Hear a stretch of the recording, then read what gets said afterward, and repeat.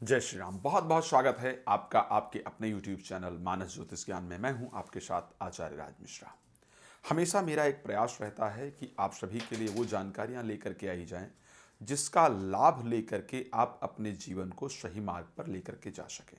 और इसी श्रृंखला में, इसी श्रेणी में आज एक नए विषय पर हम चर्चा करेंगे। लेकिन मेरा प्रयास है कि इस चर्चा को प्रारंभ करने से पहले आइए माता सरस्वती की आराधना करें, माता सरस्वती का स्मरण करके इस कार्यक्रम की शुरुआत करें। आप सभी लोग मेरे साथ हाथ जोड़ करके श्रद्धा से माता सरस्वती का ध्यान करें और फिर हम लोग विषय पर चर्चा करेंगे।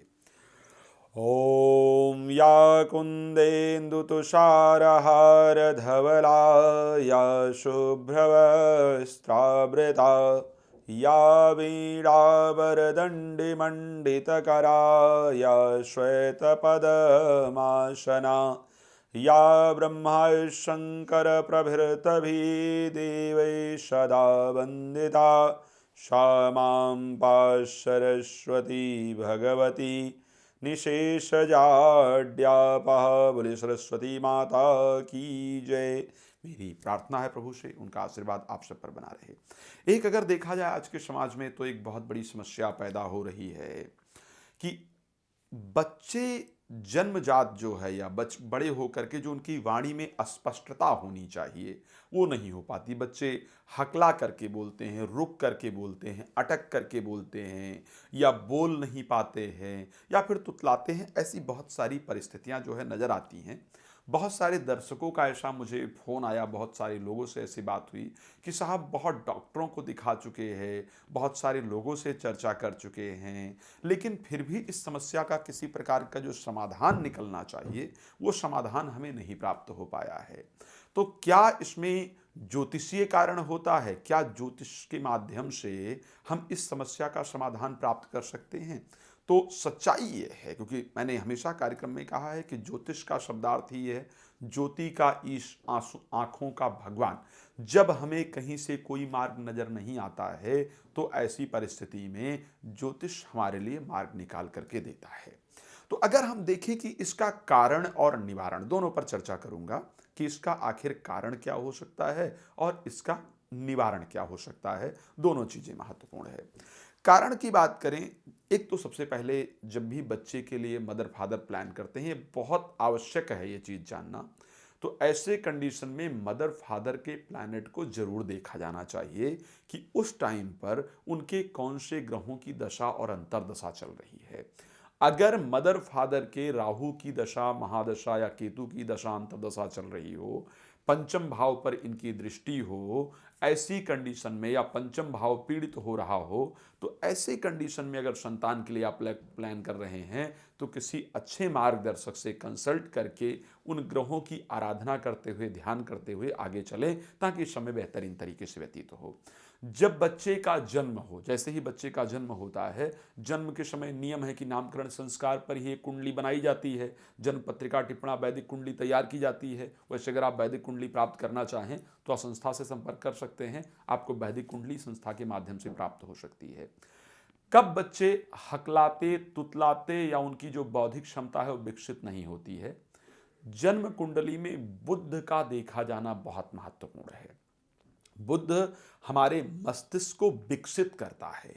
यदि जन्म कुंडली में आपके बुध अस्त है, बुध जन्म कुंडली में नीच का है, बुध कुंडली में 6, 8, 12 भाव के अंतर्गत जाकर के पीड़ित हो गया है, बुध मृत अवस्था अंतर्गत इत्यादि जाकर के बैठा है, तो ऐसे कंडीशन में बच्चों के अंदर ये प्रवृत्ति निश्चित रूप से पैदा हो जाती है। अब दूसरा, कौन से भाव को जन्म कुंडली में चेक करना चाहिए?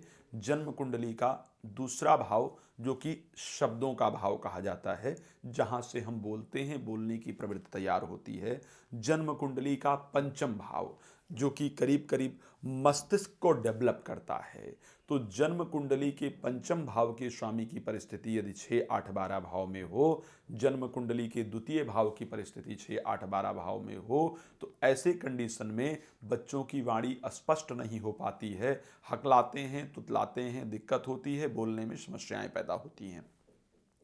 अच्छा, इसमें वास्तु भी कई बार ऐसा देखा गया है, बहुत सारी कुंडलियों में निरीक्षण किया गया है कि कुंडली में बहुत अच्छी परिस्थिति है, कई सारे ज्योतिषियों को कंसल्ट कर लिया, सबने कहा कि कुंडली में अच्छी परिस्थिति है, ठीक हो जाएगा, लेकिन फिर भी बच्चे की जो बौद्धिक क्षमता है वो बेहतर नहीं हो पाई, तब भी बच्चा अच्छे से नहीं बोल पाया।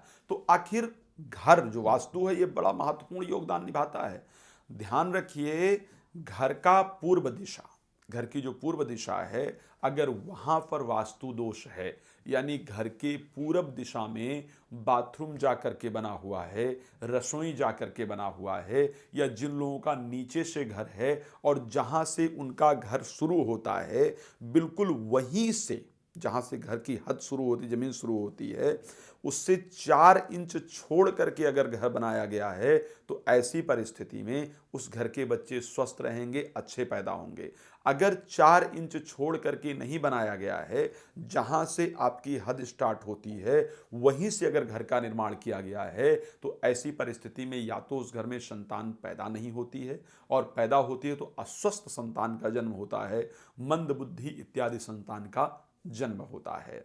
अच्छा, अब कई बार ऐसा है कि इस प्रश्न पर एक और प्रश्न उठ करके आता है कि भाई बड़ा वाला लड़का तो बिल्कुल अच्छा है, लेकिन दूसरे नंबर वाला लड़का अच्छा नहीं है, या दूसरे नंबर वाला लड़का तो बिल्कुल अच्छा है, बड़ा वाला लड़का अच्छा नहीं है, बड़े वाला लड़का जो है स्पष्ट नहीं बोल पाता या नहीं बोल पाती है। तो आखिर ऐसा क्यों? घर का जो ईशान कोण है, उत्तर पूर्व कोना है, यदि आपके बड़े बच्चे के साथ ऐसी प्रॉब्लम हो रही है, तो आपके घर का जो ईशान कोण है, उत्तर पूर्व कोना है, वहां पर अगर दोषपूर्ण होगा, वहां पर क्या होगा? अगर सीढ़ी वहां पर बनी होगी, जीना अगर आपने बना रखा होगा, वहां पर किचन बना होगा, वहां पर बाथरूम बना होगा, तो यानी ईशान कोण आपके बड़े बच्चे को प्रभावित करेगा, और बड़े बच्चे के अंदर ऐसी प्रवृत्ति आएगी कि उसको जीवन में कामयाबी नहीं प्राप्त होगी, और उसके शब्दों में दिक्कत इत्यादि पैदा होगी। तो आखिर ऐसे बच्चों के लिए हम क्या करें? अगर ऐसी परिस्थिति हो रही है तो हम क्या करें ताकि वो बेहतर हों? एक तो इलायची, ध्यान रखिए, जो छोटी इलायची होती है बुद्ध के लिए बहुत फायदेमंद होती है। 5 इलायची हरे कपड़े में बांध करके जिस बिस्तर पे बच्चा सोता है उसके सिरहाने के पास आपको जरूर उठा करके रखना चाहिए। उसके साथ बच्चे को ओम गंगणपतये नमः मंत्र जो है वो जिस कमरे में सोता हो उसमें लगा दें, धीरे धीरे सुबह चलता रहे। महामृत्युंजय मंत्र उसके कमरे में लगाएं, जिसको वो सुबह आधा घंटा प्रतिदिन लगा दिया करें, जिससे धीरे धीरे उसके कानों में जाए, या वैसे भी सुनता रहे, तो इससे उसकी प्रवृत्ति जो है वो बहुत अच्छी होगी। ऐसे बच्चों को हरी सब्जी अधिक खिलानी चाहिए। ऐसे बच्चों को हरी मिर्च का सेवन जरूर कराना चाहिए, जिससे बुद्ध तत्व धीरे धीरे ताकतवर होता जाए और उनको सफलता प्राप्त होती जाए। तीसरा, अगर ऐसी कंडीशन है आपके बच्चे के साथ, बच्चा कुछ नहीं कर पाएगा, आपको श्री रामचरितमानस के बाल कांड का दोहा नंबर 14 है, जहां पर गोस्वामी तुलसीदास जी ने बुद्ध की आराधना की है। विविध विप्र बुध ग्रह चरण बंदी करहु कर जोर, और होई प्रसन्न पुरवहु सकल मंजू मनोरथ मोर। श्रद्धा पूर्वक इसका पाठ करना चाहिए। लेकिन मैं कहना चाहूंगा इन सभी के साथ किसी अच्छे ज्योतिषी से एक बार जरूर बात करनी चाहिए। बात करने के बाद अगर बच्चे के लिए हम कुछ करेंगे तो जल्दी उसका रिस्पांस प्राप्त कर पाएंगे। तो ऐसा इस संसार में कुछ भी नहीं है जिसको हम ठीक ना कर सकें। एक सटीक मार्गदर्शन प्राप्त होना महत्वपूर्ण है। आज के लिए बस इतना ही। फिर एक नए कार्यक्रम के साथ आपके सामने हाजिर होऊंगा। तब तक के लिए जय श्री राम।